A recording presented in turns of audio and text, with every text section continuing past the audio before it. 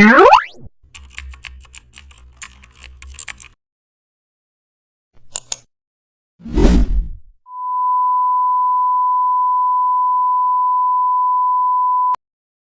back to the channel, and don't forget to like, share and subscribe for more updates.